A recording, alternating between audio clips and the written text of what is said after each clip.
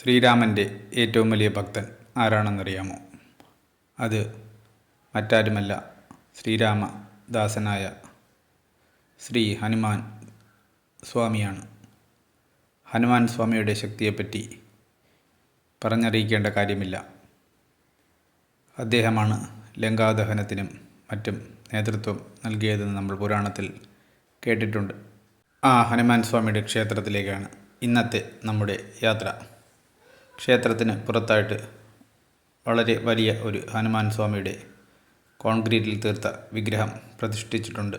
ഇവിടെ എത്തുന്ന ഭക്തർ ആ ഹനുമാൻ സ്വാമിയെ വലം വെച്ച ശേഷമാണ് ക്ഷേത്രത്തിനുള്ളിലേക്ക് പോകുന്നത്.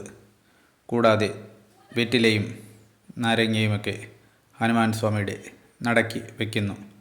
അതിനായുള്ള ഒരു കൗണ്ടറും ഇവിടെ നമുക്ക് കാണാവുന്നതാണ്. ക്ഷേത്രത്തിനുള്ളിലേക്ക് നമുക്ക് പോകാം.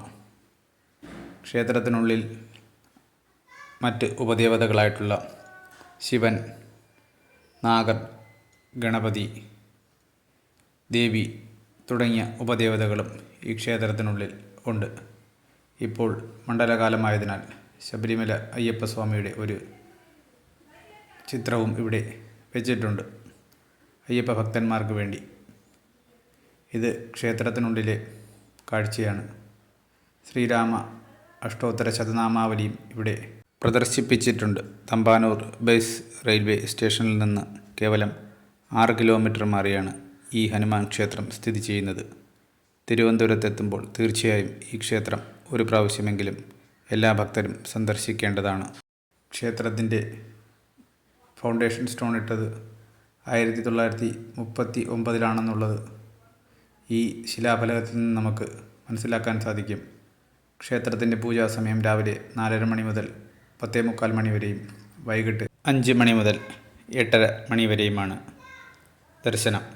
വിശേഷാൽ ദിവസങ്ങളിൽ ഈ പൂജാ സമയങ്ങളിൽ മാറ്റമുണ്ടാകുന്നതാണ്. ക്ഷേത്രത്തിലെ, അതായത് ഈ വർഷത്തെ ഹനുമാൻ ജയന്തി ഉത്സവം 2024 ഉത്സവം ഡിസംബർ 28 മുതൽ ഡിസംബർ 30 വരെ നടക്കുന്ന വിവരം എല്ലാ ഭക്തജനങ്ങളെയും സന്തോഷപൂർവ്വം അറിയിച്ചു കൊള്ളുന്നു. ഈ ക്ഷേത്രം വേട്ടമുക്ക് പള്ളിമുക്ക് റോഡിലാണ് സ്ഥിതി ചെയ്യുന്നത്. പുറത്തായിട്ട് അതിവിശാലമായ ഒരു കാർ പാർക്കിങ്ങും ഒരുക്കിയിട്ടുണ്ട്. അതിനാൽ വാഹനങ്ങൾ പുറത്ത് പാർക്ക് ചെയ്ത ശേഷം ക്ഷേത്ര ദർശനം നടത്താവുന്നതാണ്. ക്ഷേത്രത്തിന് പുറത്തായിട്ട് ഓം ഹം ഹനുമതേ നമഃ എന്ന മഹാമന്ത്രം എഴുതി വച്ചിട്ടുണ്ട്. 2 വീലറും ക്ഷേത്രത്തിന് പുറത്തായിട്ട് തന്നെ നമുക്ക് പാർക്ക് ചെയ്യാവുന്നതാണ്. ക്ഷേത്ര സമയം ബോർഡ് വെച്ചിട്ടുണ്ട്. അതും നമുക്ക് ആ സമയം മാത്രമേ നമുക്ക് പാർക്കിംഗ് ഉപയോഗപ്പെടുത്താൻ കഴിയുകയുള്ളൂ.